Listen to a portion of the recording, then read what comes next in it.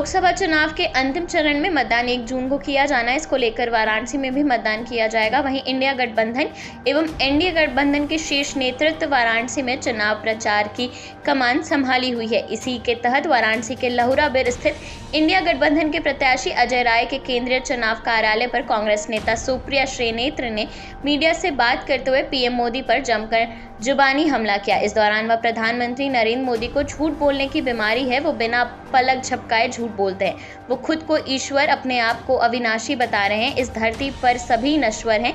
PM Modi का मानसिक स्तर खराब हो गया है। सुप्रिया श्रीनेत्र ने आगे कहा कि जिस तरह से लोकसभा चुनाव के मतदान के चरण समाप्त हो रहे हैं, उसी तरह से प्रधानमंत्री नरेंद्र मोदी की भाषा शैली भी बदल रही है।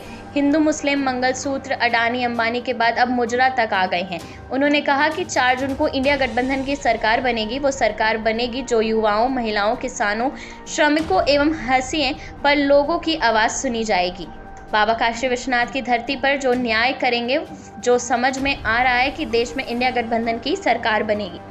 इंडिया गठबंधन में प्रधानमंत्री के चेहरे के विषय में बताते हुए सुप्रिया श्रीनेत्र ने कहा कि भारत के संविधान एवं लोकतंत्र को बचाने के लिए कई पार्टियों द्वारा एक गठबंधन बनाया गया, जिसमें कश्मीर से लेकर कन्याकुमारी तक, असम से लेकर पोरबंदर तक कांग्रेस पार्टी ही एक बड़ी पार्टी है। चुनाव के बाद बहुमत मिलने पर हम 24 घंटे के अंदर बैठक करके हम प्रधानमंत्री के चेहरे के बारे में बता देंगे, लेकिन कांग्रेस सबसे बड़ी पार्टी होने के कारण हमारा नेता ही प्रधानमंत्री का चेहरा होगा।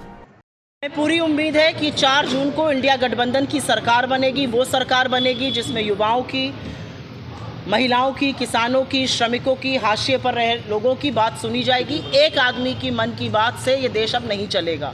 मैं पूरी तरह से आश्वस्त हूँ कि पूर्ण बहुमत की मजबूत सरकार बनने जा रही है। मैं काशी में बाबा विश्वनाथ की धरती पर हूँ और अगर बाबा विश्वनाथ का न्याय है तो बाबा विश्वनाथ इस बार न्याय बहुत बड़ा करने जा रहे हैं। परिणाम आप लोगों को बहुत चक्का करेंगे। ये गठबंधन, जो दल एक साथ आए हैं इस देश के संविधान को बचाने के लिए, इस देश के लोकतंत्र को बचाने के लिए, उनका गठबंधन है। ये सच है कि इस गठबंधन में सबसे बड़ी पार्टी कन्याकुमारी से कश्मीर, असम से लेकर पोरबंदर तक कांग्रेस पार्टी है। कांग्रेस इस गठबंधन की धुरी है। जब हम चुनाव जीत जाएंगे 48 घंटे के अंदर, जैसे मेरे अध्यक्ष ने कहा है, हम आपस में डिस्कस करके आपको अपना प्रधानमंत्री का उम्मीदवार बता देंगे। लेकिन सबसे बड़ा दल होने के नाते इस चुनाव का जो फलक्रम था, जो धुरी थी, वो कांग्रेस पार्टी रही है।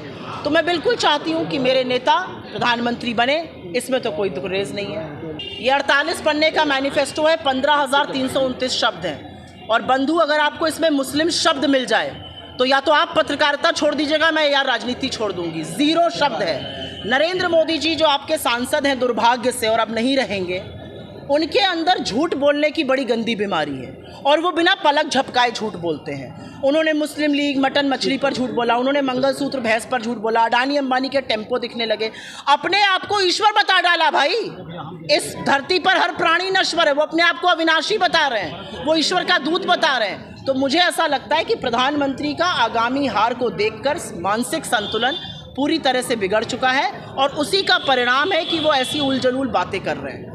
यूपी में हमारी 50 से ज़्यादा सीट आने जा रही है। गठबंधन की 50 से ज़्यादा सीट आएगी और ये बात दबी जबान से बीजेपी के लोग भी कहते हैं। देश में इंडिया अलायंस गठबंधन की कितनी सीटें आ रही हैं? 300 से ज़्यादा।